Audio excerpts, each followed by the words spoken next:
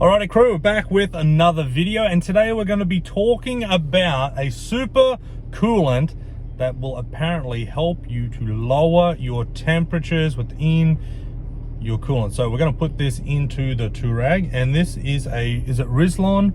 Right, however it is that you pronounce that. Super coolant reduces engine temperatures, prevents overheating, and provides maximum corrosion protection. So that's all well and good. I just had my thermostat redone maybe like 2 to 3 weeks ago. Car's been running absolutely fine, right? There's no issues with overheating or anything like that, but I am curious. I've watched pretty much every review that you can on YouTube, looked up a whole bunch of reviews on Amazon, and there's a lot of people out there saying that this is doing a lot of really good things. Now, I have noticed that there's people out there that do not have a digital thermostat reader. All right, they do not have a digital tacho within their car. They're just reading it off the analog gauges, and on the Touaregs you won't notice a difference. Why? Because it sits at 90 and it does not go over 90 unless it is starting to get extremely hot. There is a pretty big buffer. I think it is up to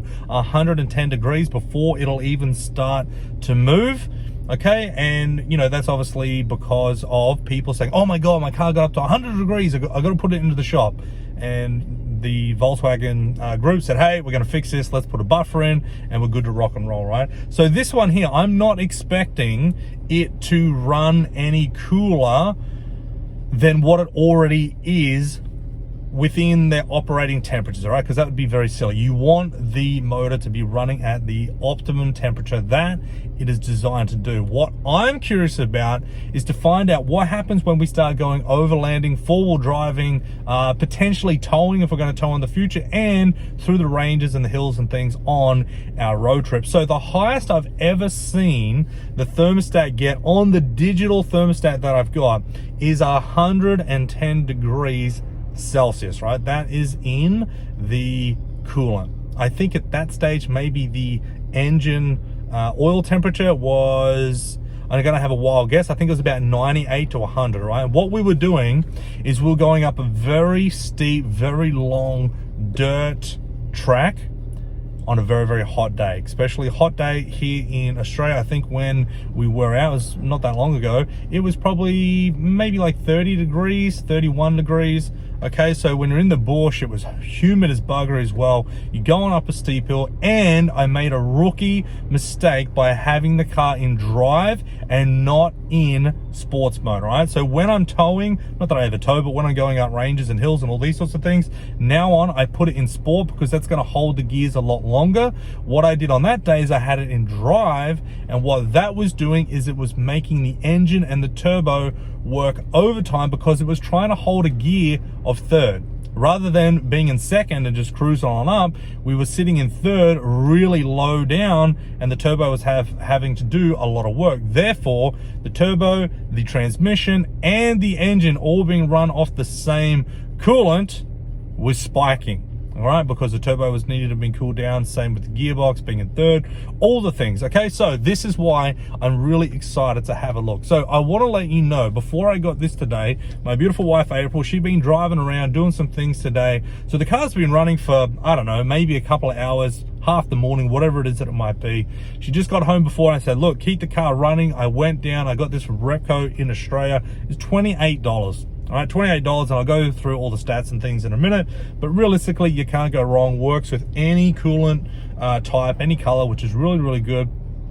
So the car's been working, and I want to show you the digital gauge and have a look at what temperature it's sitting at. Okay, so as you can see here, the coolant temperature is sitting at 91 and the oil temperature is at 88. This is very standard for idling. I've probably been sat here now for the past, 5 minutes making this video, and that's very, very standard. Now on the highway, it's very standard to see the coolant temperature sit around 94, all right, it's very standard. And the oil temperature normally sits around 92, and it fluctuates, depending on what it is that you're going over. Now, what's gonna happen is I'm gonna go home and we're gonna let the car cool down, and tonight, all All right, when the kids are gone to bed and I got a little bit of time, I'm gonna put this in. So let's have a look at the stats now and what it is that you have to do and what it is that you have to put in to your car to make it work.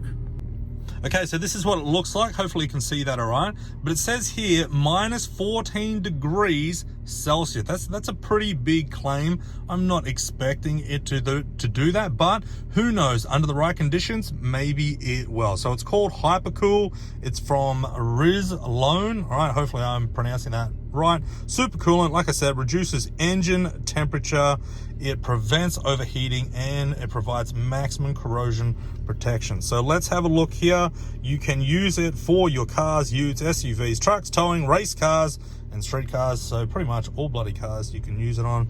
But let's have a look here. It says coolant of the Hypercool super coolant. All right, contains new technology, wetting agents which lower the surface tension of the water coolant temperature, allowing it to improve the heat transfer of the cooling system. This will make your system dissipate more heat more effectively, reducing engine temperatures by up to 14%, helping to prevent overheating. Supercoolant lubricates and protects water pump seals and helps prevent corrosion of all metals commonly found in the cooling systems, including aluminium, and helps prevent corrosion on all metals commonly found. I already read that. Oh, including aluminium. End of story. Okay, good. Compatible with all types and all colors of antifreeze coolant. Can be used with straight water for maximum cooling performance. Contains no glycol. All right, and it is safe for track use.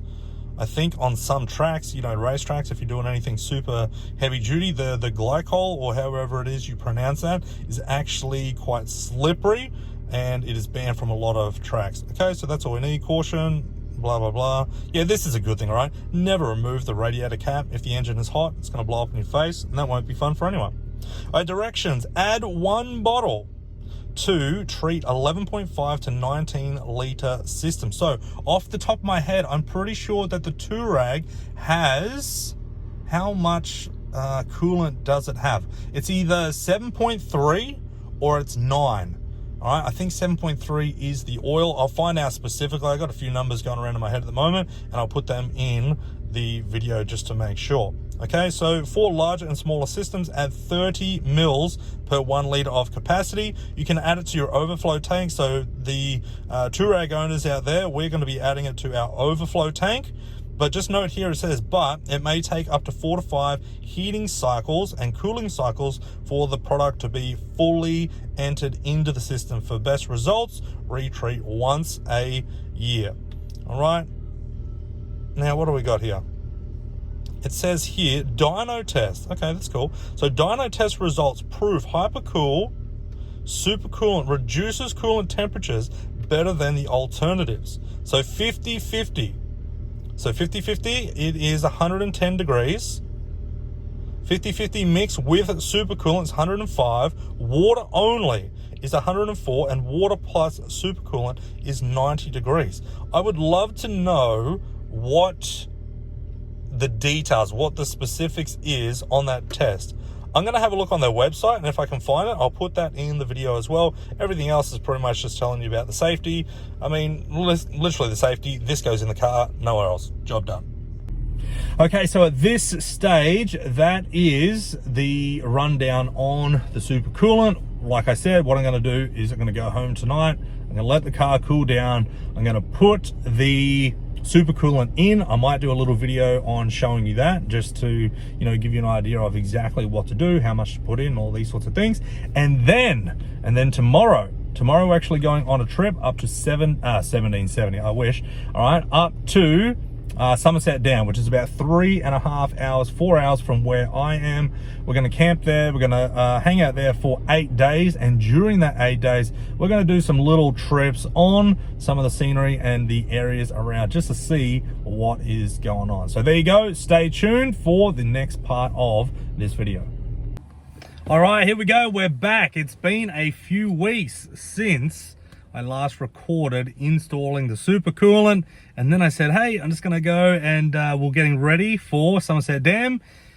and life got in the way, as it does, and it's been probably 3 weeks, obviously, since I have circled back to do this video. But the good thing is, now I have time, and here we are. So let's have a little bit of a recap. Put the super coolant in, then we went to Somerset Dam, roughly, let's say 200 Ks away. Probably drove 200 Ks while I was there, came back, driving around. So let's just say it's been 1,000 Ks since putting the super coolant in. And what did I notice? Well, there's a few things. The first thing I noticed is when I put the coolant in, they said, hey, because you're putting it into the overflow tank, you need to give it at least 5 cycles of running through the engine to really take effect. So we did that. All happy days. When we were at Somerset Dam, I went for a drive, and I went for a drive through a I can't remember I think it was Belthorpe Ranges, right? So however many Ks that is, but it is like this. It is very, very steep, and it's a fair old drive as well. And I noticed that on my digital tacho, the highest the temperature got was 102 in Celsius for the coolant, which realistically is not that much, because it was really working second gear, 3 grand, revs for quite some time. So that I was very, very impressed with, because to give you a little bit of context, and I can only go off what I can remember within my mind, last time we went to Somerset Dam, we went up a pretty small little gradient. It was probably, I don't know, maybe 20% of the length that I did within the Belthorpe range. And we got up to 112. It was something ridiculous, right? Now, in saying that, that was 112 degrees in the coolant before I had the thermostat changed. But the thermostat, there was nothing wrong with that. There was just a leak around the housing of it. So they just replaced the whole thing. So that I thought was really, really cool. So it brought it down a significant amount. That's 10 degrees. And the other thing that I noticed is you're only going to notice this product, in my opinion, when you're working the engine hard. When I was going up that range, it was working. This car is like 2.5 ton, 2.3 tons, something like that. So it's a fair whack of bloody metal and rubber going up a freaking hill, and we were going pretty fast, right? We're going pretty fast. So that was cool. So did it work? In my opinion, yes, it did work. Have I noticed anything else? Yes, on the highway, I've noticed that the temperature on oil and also coolant has come down maybe a couple of degrees on each one. So that's pretty cool. I've also noticed that it idles now at about 88. I can't remember off by heart in, the start of this video. I'm pretty sure it was 91 coolant, 88 oil. So that's good. Either way, I truly believe, I think that thing cost me like 20 bucks from Repco I bought it from. I truly believe that it has worked, and I will be testing it more and more. I think a good test is going to be either 2 things. Number 1, towing, and number 2, in the soft sand. All right. But just in those 2 little tests that I did, like I said, that Belthorpe range is very big, very steep, and very long. And it did quite well. 102 was the max that it got to. And I was expecting it to go up to 110. All right, so there you go. That is my review so far. Who knows? Maybe in the future I'll have another one.